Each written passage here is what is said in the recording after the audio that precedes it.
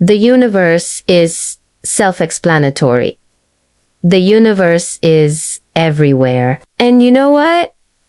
The cosmos simply did in the gang after the vicious incident with Caitlin Clark. Marina Mabrey sustains significant injuries. I can't make this up, I admit. And you know who she's pretending to be. The Wings of Dallas. She is a member of DJ Carr's squad, the Paige team. It was all harmed by the universe. Really? You won't believe what just happened to Marina Mabrey, guys. Karma finally struck back hard after all of the filthy blows to Caitlin Clark. That's right there again. Oh boy, I said. And she might have only written that. Furthermore, many individuals today believe that karma may have simply arrived as a calling. We're talking about fans saying, "That's what she gets," as the crowd gasps and ankles are snapped. I'm not saying we celebrate injuries, but occasionally the basketball gods take care of things themselves when the NBA won't. She was severely betrayed by Paige Bueckers. It was necessary to accompany Mabrey from the court. Yes, Clark was body slammed by Marina, who is now limping away. Tell me that poetic justice doesn't exist. This is more than just a highlight. It is an obvious turn of events. I'll walk you through the entire process. Her ankle. That is to say, Paige Bueckers made a move on her that, well, fractured her and actually broke it. It was not the result of foul play. It originated from a chilly, clean crossover. A single move completely changed the tone of the match, and, to be honest, the entire discussion about the current state of the WNBA.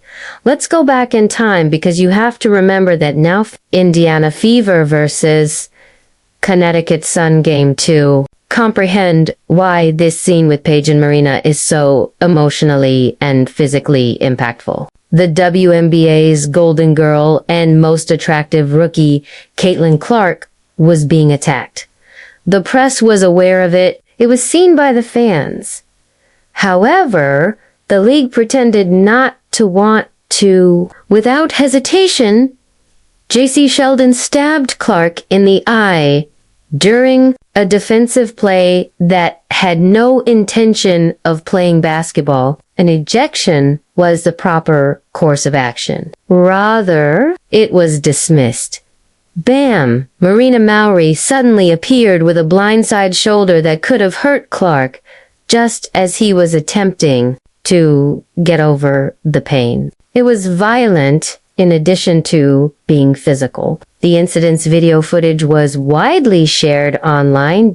Twitter took off. It was slowed down frame by frame by TikTok. Commentators were shouting into microphones. Everyone, with the exception of the WNBA, was demanding action. After review, they raised the call to a flagrant foul. But that was it. No suspension, no proclamation of zero tolerance, just nothing. And that silence that stung more than any foul. So when Marina got cooked by Paige a few games later, they didn't forget.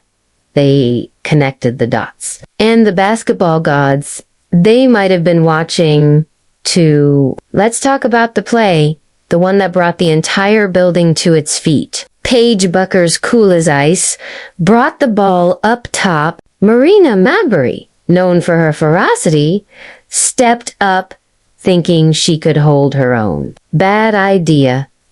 Paige made one hesitant dribble.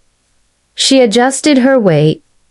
The crowd leaned in. Then with one violent snap of the wrist, Paige uncorked a crossover that sent Marina into another world. It was like watching someone get unplugged from the Matrix. Marina lost her footing, her legs gave way, and she collapsed. The audience's gasp was nearly cinematic. The event was captured in all its agonizing splendor in playback after replay. Even a few of Marina's teammates appeared in disbelief. But Paige was very cold.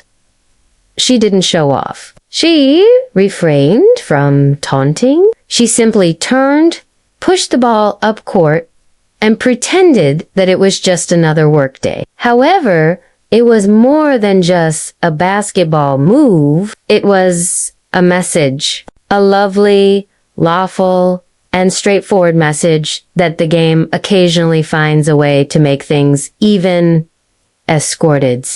This is where she will be that is visible from the changing room. And in general, is it against the rules to rejoice when someone gets hurt? Yes. I'm not certain. Many people are just openly praising this, but you can bet your bottom dollar that many others thought, oh, how about that? Let's now explore what fans had to say as they truly elevated this moment.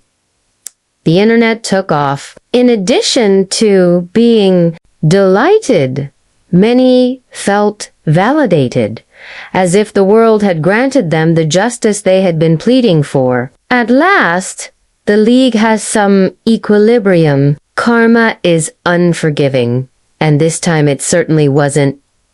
Like a lawn chair, she folded. The gods of basketball are real. The tone was evident, even if some people attempted to counter with remarks about injuries, which aren't amusing. Fans celebrated the responsibility that Paige's game brought, but they did not appreciate Marina's suffering. Loud was the message. The court will take action if the league doesn't. The fact that Paige was silent the entire time added to the impact of her performance. No yelling, no bravado, no posts on social media, then only silence. And strength was in that hush, with 21 points, 7 assists, and one standout play that may have marked her first significant breakthrough on the professional scene. Paige ended the game. However, she refused to let the moment consume her. She is extremely dangerous because of her maturity and composure. She avoids pursuing drama. She simply performs on the floor, and it was adored by fans. Analysts began to speculate that she was coming not as a rookie, not as a potential, but as a star. She demonstrated that you can communicate without swinging or shouting. Sometimes a single, well-timed play is all that is required. The entire league also pays attention. Let's be honest now. This wasn't merely a negative instance for Marina Mabrey. The season has been difficult. She only made 2 of 10 shots, or 8 points, against Paige, and it was prior to the ankle roll that forced her to leave the court with assistance. The larger problem, though, is that her reputation is rapidly suffering. She is now more well known for her frustration and fouls than for her shooting or self-defense. Her fans are abandoning her. The narratives in the media are changing. Her reputation as an emotional leader has diminished. She is perceived as careless, erratic, and unruly. She was expected to take the initiative this year. Rather, she is now included in every online collection of filthy plays and bad highlight packages. And if she doesn't make a speedy turnaround, she can end up losing starting rotations in addition to being out of favor. Is it possible for Marina to restore her reputation before it's too late? The main antagonist in this situation could not even be a player. The WNBA's silence is the cause. The league had an opportunity to take action when Caitlin Clark was struck. They had the opportunity to state unequivocally, "This isn't acceptable." However, they didn't. The consequences of that one lost chance have been severe. The WNBA is currently perceived by fans as being too lenient towards dirty actions, too slow to defend its players, and too reactive rather than proactive. And that's risky, as it's difficult to win back the trust of the supporters once they've lost it. The more Kathy Gilbert, the commissioner, wait, the louder the audience becomes, and she has yet to issue a firm statement or address the mounting annoyance. This goes beyond Clark Mabrey or Boers alone. Credibility, deference, and product protection are at stake here. Furthermore, it appears that the league is currently scared to hold players accountable. Clark, Mabrey, and Bueckers were the center of attention, but another player has been stealthily taking center stage. Fans adore Sophie Cunningham as the enforcer, the glue, the protector, and the one member who has made it clear via her actions that "You're not messing with my squad." Sophie stands out due to her tenacity, intensity, and vocal presence. She is fearless, not because she is ostentatious. When things become ugly, she takes charge, yet she follows the rules. She is turning into a representation of the kind of leadership that our league sorely needs. Tough, hygienic, and unreservedly devoted. Additionally, Sophie is demonstrating what it means to set an example in a season where drama seems to be more important than defense. Is she at the center of this new culture of Indiana fever? The entire Paige and Marina episode seemed to be one of those infrequent occasions when the court administers justice more effectively than any referee or league. Off-fist, there were no whistles, fouls, or text, just a clean transition that left the room trembling. And to be honest, that's what gave it its strength. The point is made by pure top-tier basketball without any foul play. Always, skill prevails. That kind of self-policing by the game serves as a reminder of why we adore it, because at its core, the game remains pure regardless of how jumbled the storylines become or how many press releases are sent or not. And the basketball community pays attention when Karma makes an appearance in Nikes with a spectacular crossover. Here we are then unspoken Paige Bueckers simply rocked the league. In a single highlight, Marina Ma's season could have gone from shaky to terrible.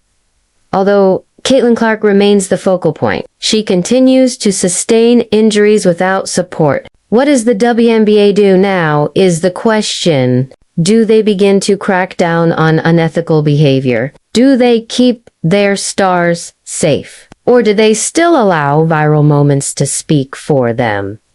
The league has a decision to make. Fans are watching and picking sides, so take advantage of the moment or risk losing control of the story. Additionally, Paige and Karma appear to be the team to defeat at the moment. Post your opinions in the comments section. Was Karma at work there? Is this the start of a much